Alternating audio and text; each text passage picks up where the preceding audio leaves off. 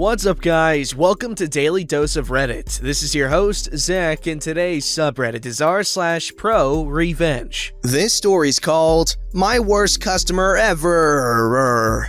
So, a couple of years ago, I had a guy that emailed me back and forth for months. He was pretty cool, but picky beyond belief and couldn't decide on what he wanted. Finally, he ordered this ultra deluxe 4-player arcade machine wrapped in Star Wars graphics. He spared no expense, spending $3,000 plus $220 shipping. The machine arrives in Melbourne 5 days later, and he calls me up losing his crap. It's been damaged by the freight company. I send everything fully insured, so I assured him it was okay. He's covered. Please send me the pics of the damage. It was only very slight, nothing cosmetic, but the console was a little dislodged as they must have stacked something heavy on it. I assured the customer it could be fixed. I'll contract a cabinet maker to come out to him and repair it at my expense. Then I'll go through insurance later. Nope, he didn't want that. So I said, okay, I'll arrange for a collection and have it brought back to me, and I'll issue him a full refund, including freight. Nope, he didn't want that either. Okay, I said, what would make you happy then? It's something easy to fix. Perhaps I can pay you what I'd pay the contractor, about $250, and you can fix it? Nope, he wanted a full refund and he wanted to keep the machine too. I said that won't happen, insurance won't allow it as the damage is tiny. It's like car insurance. They won't write off the whole car for minor damage that can be fixed. He didn't care, he wanted a refund. I said they won't do it, and I certainly won't pay out of pocket. Either I'll arrange collection of the unit at my expense and issue a refund to him, or we have it repaired. Nope, he paid via PayPal and he's putting through a dispute because the item didn't arrive as described. I advised him that PayPal's rules also state that in order to get a refund, he'll need to show proof that he'd sent the item back or arranged with the sender to have it collected. Nope, he's keeping it and getting a refund. So I advised him that what he was committing was fraud and theft. Also, PayPal will freeze the $3,220 in my account, and I'm not at fault here. That's what PayPal does, you see. If anyone lodges a dispute, they automatically freeze the funds in the seller's account. It's guilty until proven innocent with them. It can also take up to 90 days to resolve, sometimes 6 months. I know, it's happened before. He didn't care. The next thing I knew, I had a notification from PayPal. The funds were frozen pending the dispute. The next step is stating your case to them, providing evidence, etc., where they relay the info back and forth between the buyer and seller. PayPal always sides with the buyer. Sellers are a piece of crap as far as they're concerned. If it can't be resolved between buyer and seller, then you can opt to have PayPal decide. But their decision is absolute. I provided my transcripts advising the customer that I'd collect the item and refund him, and he provided them with a fake pickup receipt. As far as they knew, he's done his part, now he's eligible, so they ruled in his favor. So, this effer now has his money back and my $3,000 machine. I was fuming and he wouldn't answer my calls or emails. I'm a big guy and I had a rough upbringing in a tough neighborhood. So I was about to jump into my truck and drive the 900 kilometers south, knock on his door, and watch him crap himself as I repossess my machine. But my wife, being the voice of reason, calmed me down and said to try legal avenues first. Coincidentally, he emails me 3 days later and says the computer in the machine stopped working. I replied, "Which freaking planet do you live on where you steal an item then complain it doesn't work?" I laughed out loud and he said he had an IT guy. A few days later, after that, I get a call from a guy saying that his friend bought an item and the hard drive is dead.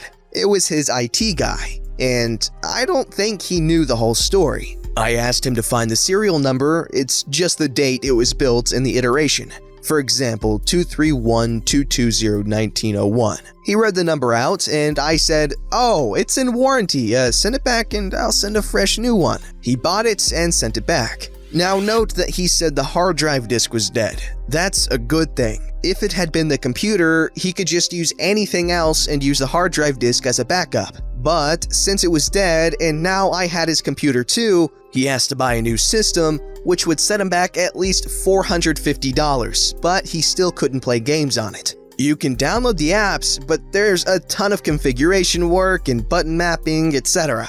IT guy calls me a few days later asking for the computer, and I told him the story and nope, he can go screw himself. He also laughed out loud and asked how hard it could possibly be to just download crap. See, what he didn't know is that I have a little failsafe built in.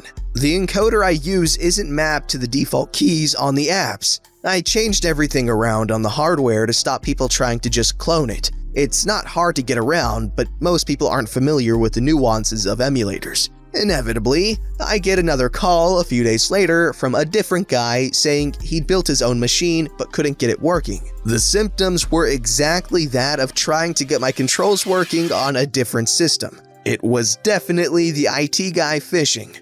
I played dumb and said, I didn't know, sorry. Now this guy had an empty, useless cabinet, so he left me a 1-star review on Google. It's since been removed, but it read something like, poor quality build, flimsy, system didn't work, do not buy from these people. I was about to jump into my truck again and drive down to that love-making face. But again, my wife is like a bucket of ice water on my fire. So I wrote a long letter to PayPal attaching all of my evidence of his fraud. Then I responded to the 1-star review with the attachments to the emails and his admission to committing the fraud.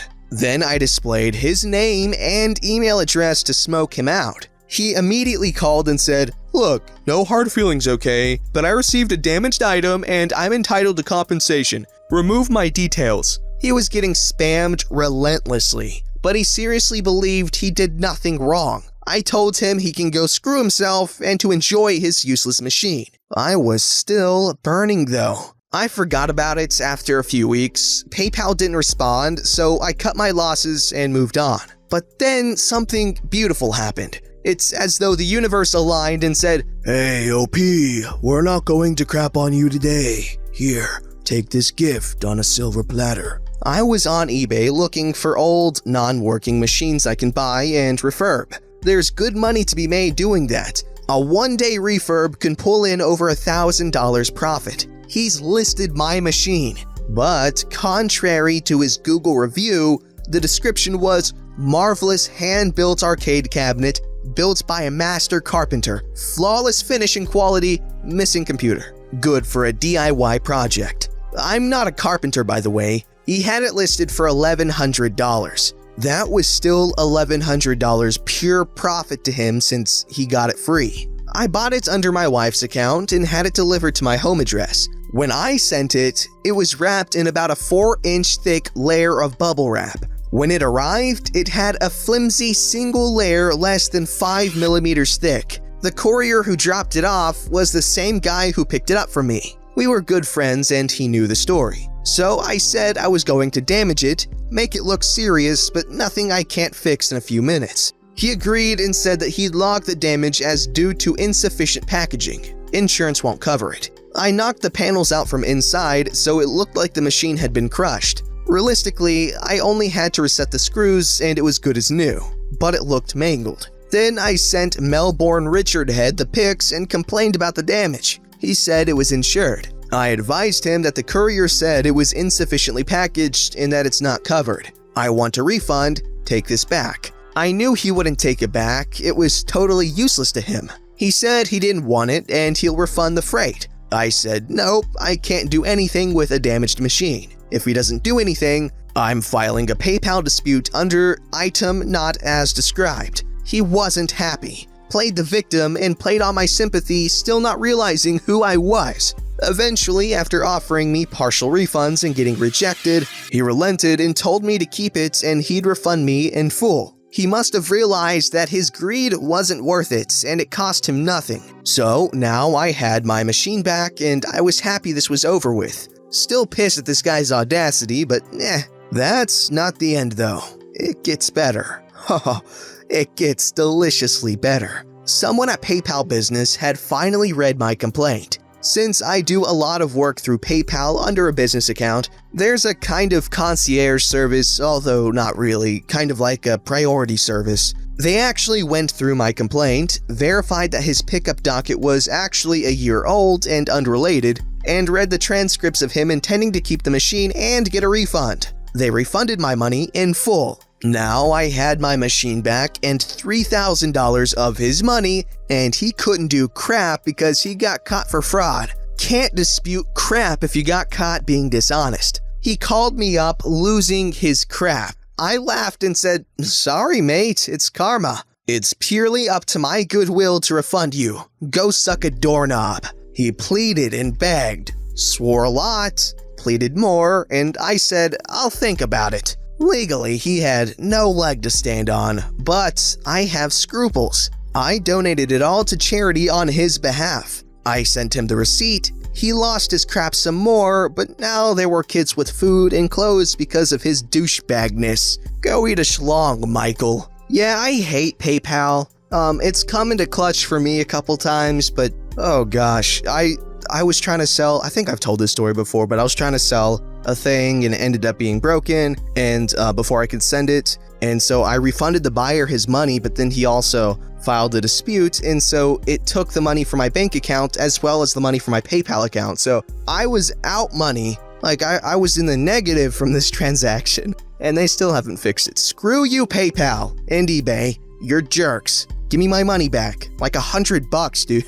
This story's called Steal My iPod? Screw Your Laptop, a story from 2007. I posted this on ProRevenge, but after thinking about it, it actually may be better suited her. Imagine being in high school, back in the latter days of George Bush, and finally buying that iPod of your dreams. After saving up your allowance and the money you made around the neighborhood doing random-ass work and lifeguarding at the local pool. Yep, that was me. And I was that douchebag 14-year-old who would make sure you knew I had one of the better iPods. One that could play video. It was the latest Nano, if I remember right. Simpler times. But every story needs an antagonist. My sister happened to find that role many times. We are very close now, but back then, it wasn't so rosy. She was a teenager as well, and spent most of those years resenting me. If I had something nice,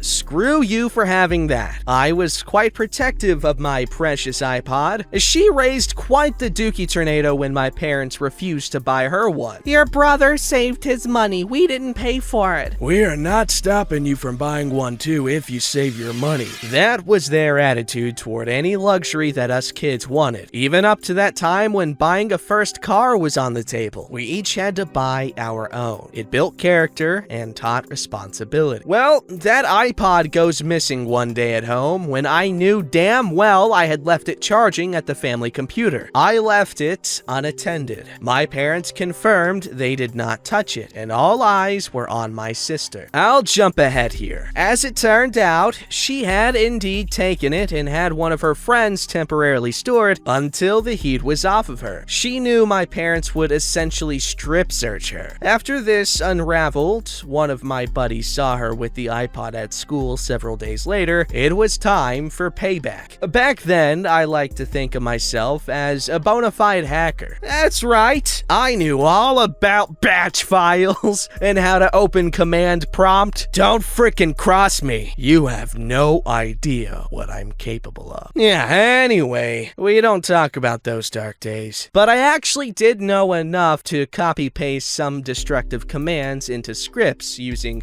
delete and reg delete commands and the like. In the days of Windows XP, this would essentially require reinstalling the OS. I also was aware of a program called Bat2X, which could package your batch files and associated files, it would call from the same directory, into a normal exe file. And you could pick an icon to slap on that exe file if you had the ICO file on hand. It doesn't take a genius, because as much as I thought I was one, I wasn't, to devise a plan here. I put a script together with the worst crap I could muster and gave it the Internet Explorer icon. This went onto my sister's computer, which was an old Pentium M laptop which barely had enough ass to load MySpace at the time. My hacker abilities allowed me to log into the administrator account by booting into safe mode or something and simply replacing the Internet Explorer.exe main file with my science experiment. I believe I had it to where it actually opened the real Internet Explorer in parallel, so I could deny this more easily. Fast forward to that magical moment. She's home from color guard practice and is ready for an evening full of crappy webcam photos that use every mid-2000s effect ever created. But before she can upload them, disaster! The screen resolution goes tits up, and the color profile is 16 colors for some reason. Random pop-up messages every few seconds. Microsoft Windows has detected a giant cooter! Please consider a system upgrade! And stuff like that. Your hard drive is jammed with peanut butter! Restart required! The whole script plays out, and she's left with a paperweight until someone can get around to sorting it. Unfortunately, the computer guy in the family took quite a while to get around to it. My dad knew damn well that I had something to do with this, even if he didn't understand it fully. He made my sister apologize to me before I helped her with the laptop and made her buy me a new case for it, after she threw away the one I had to try and make it less identifiable. Well,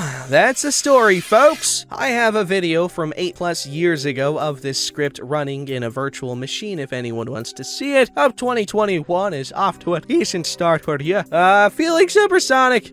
Here's a video. I made this after submitting this to ProRevenge in 2013. I forgot completely I had done that back then. My old account got banned in 2013 because I told someone on crap Reddit says to grow up or something. This version used the Chrome icon, and I remember tweaking it a little so it would execute most of the payload on reboot. I had uploaded it at one point after some people requested a copy. I can try to find it, but I am almost certain it was on the external hard drive that died after I dropped it years ago. Edit 2! To people asking what happened to the iPod, I got it back after learning from my buddy that she was going to have it on her. She was in a world of crap from my very traditional discipline that child parents, in addition to her laptop being a boat anchor for a few weeks. Very freaking solid revenge, my friend. Plus, I enjoyed how you wrote that story. It was a fun time to read. But yeah, that's crappy of your sister, man. Glad she's not as mean nowadays. She's grown up.